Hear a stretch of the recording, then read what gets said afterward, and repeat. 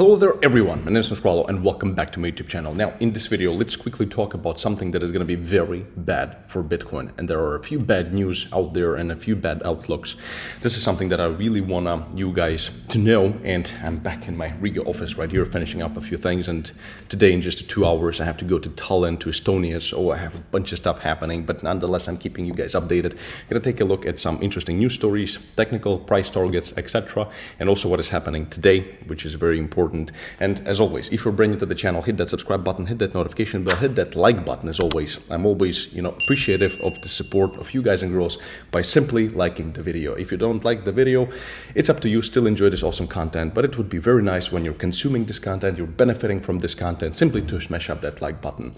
And without any further ado, let's just jump right straight into it. So yesterday we had this release of the FOMC meetings results, basically. So the interest rates, basically, and they've increased them by 0.75, and we did a really cool stream where I talked about really cool stuff. So if you haven't seen my yesterday's stream, check it out.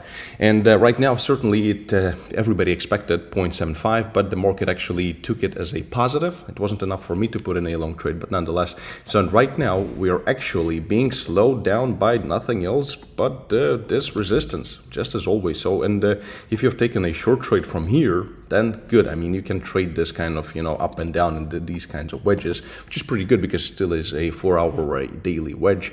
So I'm considering to take a short trade as well. But remember, it's just in a couple of hours, there's going to be the GDP announcement of the United States at 8:30 a.m.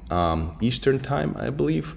Let me just quickly find it. There it is. So July 28th, 8:30 a.m. And we're probably going to be officially in the recession. So we'll might potentially see some small short-term downside in Bitcoin as well. So again, not financial advice, but something that we could see. And if you want to be trading actively long or shorting Bitcoin or any other cryptocurrency, then you can safely do it so on BitGet or over in Bybit. And with my exclusive links down in the description of this video or in the pinned comment, you can find up to $12,100 in free initial deposit bonuses, $8,000 with BitGet and $4,100 with Bybit. So on top of your initial deposit, all the instructions are there. Just go and click the link right now or after this video. So what I'm personally expecting right now, I'm waiting for the GDP numbers, and then we'll see how it's going to affect the Bitcoin price. But right now we're seeing a lot of resistance here. But what is very important for us to understand that tomorrow is going to be an even more important day that we've spoken about so many times before, the 29th, which is going to be the release of the, let me just go back here, the release of the PCE data, which Fed gives more weight to, and that's going to be also at 8:30 a.m. Eastern time, I believe. So this is something you really have to pay attention to. And if we gonna have bad numbers, it's going to mean Fed is going to be doing more quantitative tightening, and it's going to be really bad. So really want to see a good result here, which I think is going to definitely be a little bit better than the last month. I think that this might come down, and also this might come down a little bit, but especially this one because it actually includes food and energy. So because, why do I say so, is because the oil price has gone down. But here is some bad news about the oil price, because we certainly broke this uptrend that I was talking about so many times, and it was very good because we finally are going to price in this price drop in oil, and the gas prices at the pumps in the United States have reduced, so that's good. But at the same time, we still cannot exclude the possibility that we're in this wedge, and look what it starts to look like. It starts to look like that it actually wants to break above. And if it does and closes above this wedge, then our technical target is going to be all the way up here to potentially retest this resistance and maybe then go down. This is something that is impossible to predict, but it's going to put oil back at above $110, which is going to again affect inflation, and we're going to be back at square one where we started. So this is very bad news. So that's bad news number one. And then let's just move on to some more news, and then we're going to talk about the worst case scenario for Bitcoin and what not really too many people are talking about. So that's why if you're brand new to the channel, subscribe, hit that like button, and join my free Telegram channel so that you're always updated when the market is on the move. Link down in the description as well. So quickly, this one here, number one, this is like 50-50 kind of news. news. A lot of people are currently scared of Bitcoin hash rate plummeting from the all-time high. We know that the hash rate is incredibly important for us and for Bitcoin, etc. If you don't know what hash rate is, just go to Google and Google it. But I want to put your mind at ease that currently, analysts did some analysis and they estimated that the production, production and pure electricity costs, are much higher for the total network. So created by Charles Edwards, an estimate for total network Bitcoin electricity cost sits around $16,000 right now. So yeah, I mean, if Bitcoin goes below 16K, a lot of all miners basically, will stop mining, or they will actually keep mining, but at a loss. So that's really very, very, painful situation.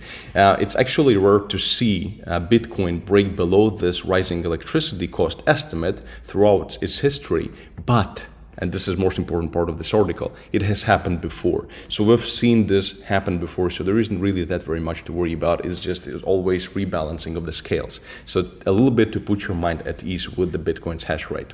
Now let's move on to this thing right here, and this is Scott Minute, whatever, says that crypto will deflate further, and he makes a few interesting points here, saying the reason why he thinks that Bitcoin is going to deflate further. And the main one that I found to be most valuable is that cryptocurrencies are under pressure from regulatory standpoint. Furthermore, he has noted that there is no real institutional money to support it. This isn't entirely true in my opinion, but at the same time, he has a point that a lot of the institutions and the smart money that are really bound to political stuff and, bureaucracy and all this rubbish, they really are waiting for regulation. That's why I've said before, a lot of people are scared of regulation, and certainly it's going to kill some of the projects, especially smaller ones, and going to flush down all the shit coins down the toilet.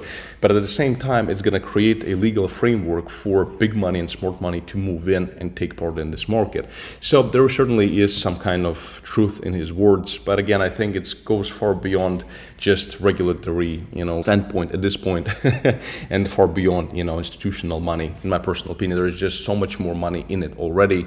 And it's more part of, and it's more, in tune with our understanding of the current macro environment. And certainly, regulatory standpoint is crucial, but I think the macro right now is far more important. And so this brings me to the topic of what I think is going to be the killer of Bitcoin, the worst case scenario that, we can actually see happen. And that is, guys and girls, right here, and that's stagflation. This is something that I spoke about quite a lot yesterday in my yesterday's YouTube video and in the stream. And here we're going to see that the definition of stagflation or recession inflation, so to speak, is a situation in which the inflation rate is high, the economic growth rate slows, and the unemployment remains steadily high. So basically it's when, as an example, Federal Reserve and Jerome Powell keeps giving all the same shit speeches, increases the interest rates bit by bit and step by step, and nothing helps. That's why we really want to see the PCE data tomorrow, whether anything has improved, because if it hasn't improved at every single time when nothing is going to be improved in terms of the PCE and as well as the CPI data, every time when we're going to be seeing bad numbers in these, we're going to be coming closer and closer to the potential of entering into stagflation, because interest rates are high, but it's not bringing down to the goddamn inflation. And when we have such a slowdown of economic growth because of increase of the interest rates and money printers being off, then a lot of unemployment comes into play, and we are seeing a lot of people losing their jobs. And this is what Jerome Powell doesn't want to see. But there's always this double-edged sword. You're increasing rates, you're decreasing the inflation, hopefully, but you're also increasing unemployment. So it's always, you have to balance the scales, and stagflation is this worst case scenario when everything, just nothing works. And this has happened previously in the 70s. So, and it was a bad time, a bad time. So we could go into stagflation here as well. I'm not trying to spread any FUD here, but this would be, in my opinion, something that could take Bitcoin down to 10K for sure. So that's why it's so important to pay attention to the macro environment. Now, the next thing that I wanted to point out is that PCE data is coming out tomorrow, and let's quickly talk about the expectations. And the week will wrap up with the PCE data, which is the Fed's preferred gauge of inflation. Another strong print could keep the central bank on its toes. As much as it might be too early to call a turnaround in gold, it would go further to say that the risks seem skewed to the downside in the week ahead, as much as it is a bearish fundamental call, basically. So let's go to this one right here, and here we're gonna see that the latest PCE reading, we know that it was really bad. It was 6.3 over the 12-month period, and the Fed economists estimate that the PCE inflation will remain high.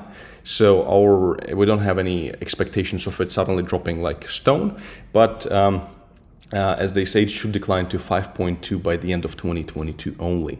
Yeah, so it's a lot hotter than their previous estimate that they gave in March. So what does it mean for our expectations for tomorrow? Just want to give this right now to you guys and girls, is that if we're gonna see, in my personal humble opinion, since oil price has gone down, then as I said, I'm really expecting this PCE to go down. You know, I would accept this as potentially peak inflation so far right now at this point, again, unless oil goes through the roof again.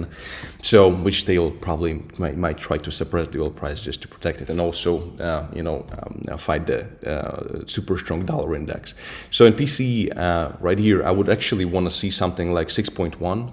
6.2 at the worst case scenario. I mean, the worst case scenario is 6.4, but yeah, if it's going to be 6.4, I'll tell you in this way, I'm going to be shorting the hell out of Bitcoin if we're going to see anything above 6.3. So 6.4, even 6.3 itself. So if it's going to remain the same again, then I'm going to still be shorting Bitcoin. And I'm going to, of course, keep you guys updated.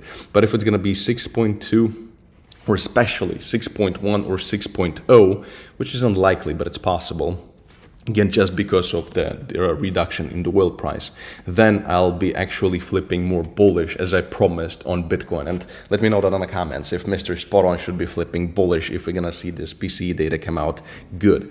And then also the PCE excluding food and energy, I want to see it at, if we've had 5.2, 4.9, 4.7, this should also go down. So 4.6, or the best would be to see it at 4.5. If it's gonna stay at 4.7 again, or even worse, higher, then that's going to be a terrible situation, which is going to have an implication of us shorting the shit out of Bitcoin. Okay, here I'm going to link a tutorial, actually a full crypto course for beginners. If you want to learn how to trade crypto yourself, then here is a course, check it out. And as always, stay smart, stay rich. I'll see you in the next video. Bye-bye.